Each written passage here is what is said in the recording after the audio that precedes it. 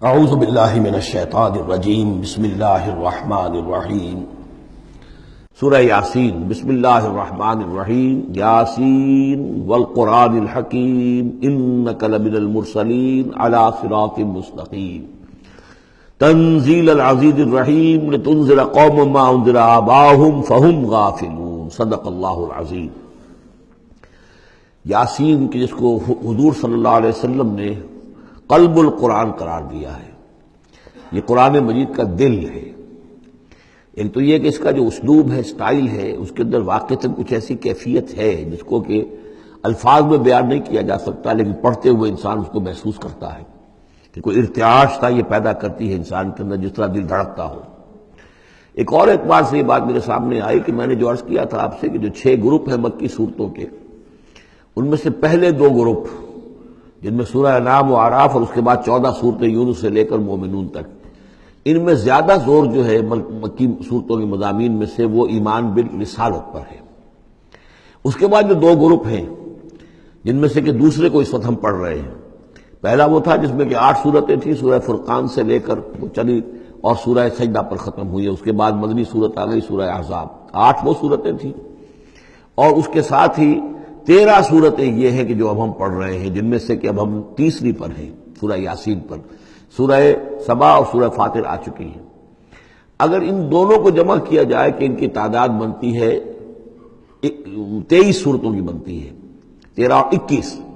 ان 21 صورتوں میں سے 10 ادھر اور 10 ادھر، اور بالکل بیچ میں یہ سورہ یاسین ہے۔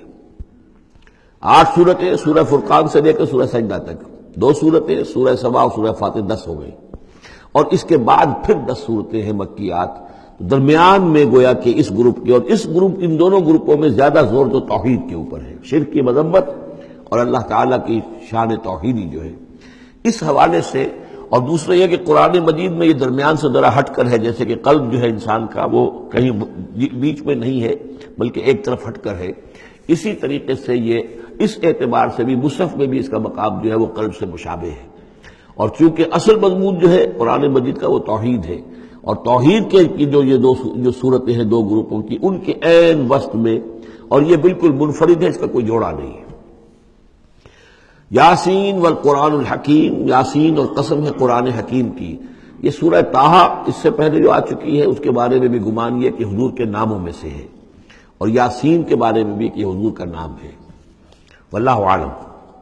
والقرآن الحکیم، اور قسم ہے قرآن حکیم کی، اور قسم سے مراد عربی زبان میں گواہی ہوتی ہے، گواہ ہے یہ قرآن حکیم، حکمت بھرا قرآن۔ کس شے پر قسم کھائی جا رہی ہے؟ مقسم علیہ کیا ہے، کس پر گواہ ہے؟ انک لمن المرسلین، یقیناً اے محمد صلی اللہ علیہ وسلم آپ مرسلین میں سے ہیں، بھیجے ہوئوں میں سے ہیں، آپ رسولوں میں سے ہیں۔ یعنی در حقیقت حضور کی رسالت کی سب سے بڑی مصدق اور اس کا سب سے بڑا ثبوت، اور گویا کہ حضور کا سب سے بڑا معجزہ یہ قرآن حکیم ہے۔ اور بہت سی صورتوں میں آپ دیکھیں گے قاف والقرآن المجید، اس میں اب صاد والقرآن ذی الذکر، حامیم والکتاب المبین، تو وہاں یہ سمجھیے کہ وہاں ان قسموں کے بعد مقسم علیہ جس چیز پر قسم کھائی گئی ہے وہ بیان نہیں ہوئی، اسی کو انک لمن المرسلین ہر جگہ محذوف مانا جائے گا۔ اس اعتبار سے ایسی تمام صورتوں کے لیے یہ سورہ مبارکہ ذروۂ سلام ہے۔ یاسین والقرآن الحکیم انک لمن المرسلین، یقیناً آپ رسولوں میں سے ہیں، علی صراط مستقیم، اور سیدھے راہ پر ہیں، سیدھے راستے پر۔ تنزیل العزیز الرحیم، اور اس قرآن کا اتارا جانا ہے اس ہستی کی جانب سے کہ جو العزیز ہے، زبردست، اور الرحیم ہے، رحم فرمانے والا۔ لتنذر قوما ما انذر آباؤہم فہم غافلون، تاکہ آپ خبردار کر دیں اس قوم کو کہ جن کو اس سے پہلے خبردار نہیں کیا گیا، جن کے آباء و اجداد کو خبردار نہیں کیا گیا، فہم غافلون، پس وہ غافل ہے، بے خبر ہیں، انہیں نہ نبوت کا پتہ ہے، نہ رسالت کا پتہ ہے، نہ کتابوں کا پتہ ہے، نہ شریعت کا پتہ ہے۔ یہی مضمون تقریباً سورہ سجدہ میں بھی آ چکا ہے، فہم غافلون۔ ایک طرح سے گویا کہ ان کی طرف سے ایک رعایت کا انداز ہے جو یہاں اختیار کیا گیا ہے کہ یہ لوگ تو ان کا غافل ہونا بالکل قرین قیاس ہے، اس لیے کہ ان کے ہاں کوئی نبی آیا نہیں، کوئی رسول آیا نہیں، کوئی کتاب آئی نہیں۔ لقد حق القول علی اکثرہم، لیکن اب صورتحال یہ بن گئی ہے کہ حضور کے آنے کے بعد ان کی دعوت کو قبول نہ کر کے اب یہ اس جگہ پہنچ گئے ہیں کہ لقد حق القول علی اکثرہم، ان کی اکثریت عذاب الہی کے مستحق ہو چکی ہے، اللہ کا قول یا اللہ کا قانون جو ہے وہ ان کے اوپر لگ چکا ہے. جیسے آپ کہتے ہیں فلاں دفعہ لگ گئی ہے، تو قانون خداوندی کی وہ دفعہ جو ہے عذاب کی وہ ان کے اوپر لگ چکی ہے. لقد حق القول علی اکثرہم فہم لا یؤمنون، تو وہ ایمان نہیں لائیں گے. انا جعلنا فی اعناقہم اغلال، ہم نے ان کی گردنوں کے اندر توق ڈال دیے ہیں، فہی الی الاذقان، اور وہ توق جو ہے ان کی تھوڑیوں تک ہیں، فہم مقمحون، جس کی وجہ سے ان کی گردنیں الل رہی ہیں، اونچی ہو گئی ہیں. یعنی انسان سامنے دیکھے تو اسے کچھ نظر آئے گا، لیکن ان کے توق ایسے ڈال دیے گئے ہیں کہ ان تھوڑیوں کو اوپر کر دیا ہے انہوں نے، جس کی وجہ سے ان کی نگاہیں جو ہے وہ ادھر ہو گئی ہیں، تو اب ان کو نظر نہیں آ رہا. وجعلنا من بین ایدیہم سدا، ہم نے ان کے سامنے بھی دیواریں حائل کر دی ہیں، ومن خلفہم، اور ان کے پیچھے بھی.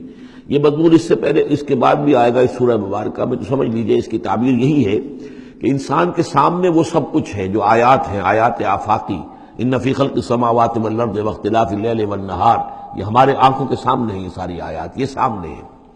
اور ایک ہے وہ تاریخی جو آیات ہیں، آیات تاریخی، ایام اللہ، کیا کیا ہوا ہے قوموں کے ساتھ.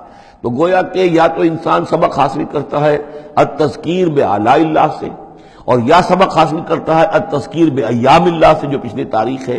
لیکن یہ وہ بدبخت ہے کہ ان کی آنکھوں کے اوپر سامنے بھی ان کے جو ہے وہ دیوار حائل ہو چکی ہے کہ اس دنیا کے اندر جو نشانیاں اللہ کی ہیں ان کو نہیں دیکھ پا رہے، اور ان کے پیچھے بھی دیوار حائل ہو چکی ہے کہ ماضی کی تاریخ سے بھی یہ کوئی سبق حاصل نہیں کر پا رہے.